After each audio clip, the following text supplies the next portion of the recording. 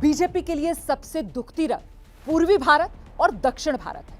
अच्छा, इस वक्त बिहार, बंगाल, झारखंड, ओडिशा जैसे पूर्वी राज्यों में बीजेपी की सरकार नहीं है।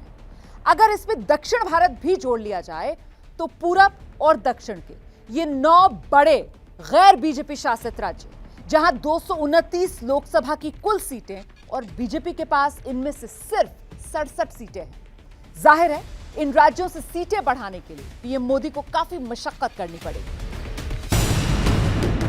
2024 में प्रधानमंत्री नरेंद्र मोदी के रथ को रोकने के लिए ममता बनर्जी, आंध्र में वाईएसआर कांग्रेस, तेलंगाना में केसीआर, तमिलनाडु में डीएमके जैसे क्षेत्रीय पार्टियां पूरा जोर लगा रही हैं।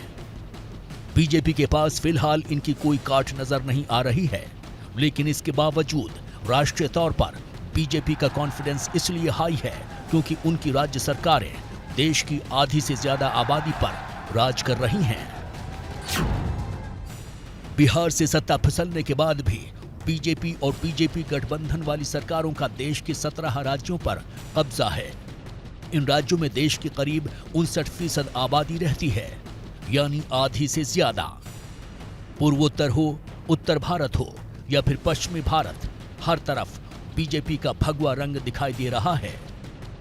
जिस इलाके में बीजेपी फिलहाल कमजोर दिख रही है वो दक्षिण भारत और पूर्वी भारत वाले राज्य हैं। यही बीजेपी की चिंता है।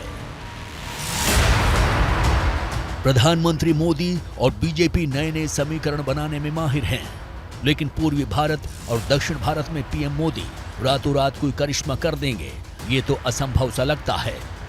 क्योंकि लोकसभा चुनाव में सिर्फ 22 महीने का वक्त बचा है, इसलिए कोई बड़ा समीकरण नतीजा बड़ी तेजी से दिखा दे ऐसा मुश्किल है। अगर पूर्वी और दक्षिण भारत के 9 गैर बीजेपी राज्यों पर नजर डालें तो इनमें कुल 229 सीटें यानी लोकसभा की 42% सीटें हैं, जिनमें बीजेपी के पास 67 और सहयोगियों के पास 8 सीटें हैं, यानी एनडीए के पास मिलाकर कुल 75 सीट हैं। बाकी दूसरी पार्टियों के पास हैं।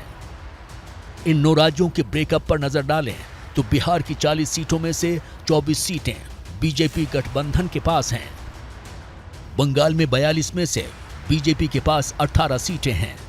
झारखंड की 14 सीटों में से बीजेपी गठबंधन के पास 12 सीटें हैं। छत्तीसगढ़ की 11 में से 9 सीटें बीजेपी के पास हैं। ओडिशा की 21 लोकसभा सीटों में 8 बीजेपी के पास हैं। तेलंगाना की 17 में से 4 बीजेपी के पास हैं। आंध्र की 25 सीटों में बीजेपी के पास एक भी सीट नहीं है। तमिलनाडु की 39 सीटों में बीजेपी के खुद के पास 0 सीटें हैं, लेकिन उनकी सहयोगी एआईएडीएमके के पास 1 सीट है, जबकि केरल की 20 सीटों में से एक भी सीट उनके पास नहीं है। कोशिश है कि वो उस डेड इलाके के अंदर, चूंकि वो डेड पूरा का पूरा स्टेट रहा है तेलंगाना, और जब उससे पहले वो आंध्र प्रदेश था तब भी हम देखते हैं कि बहुत कुछ बीजेपी उसमें नहीं कर पाई थी।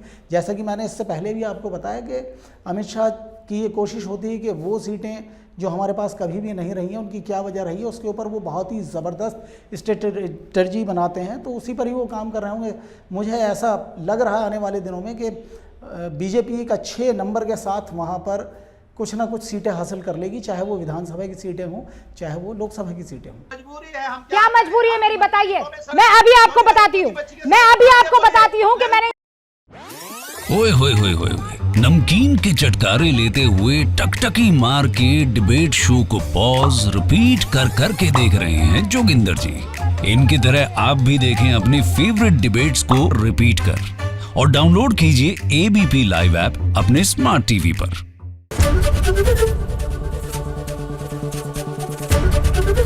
एबीपी न्यूज आपको रखे आगे।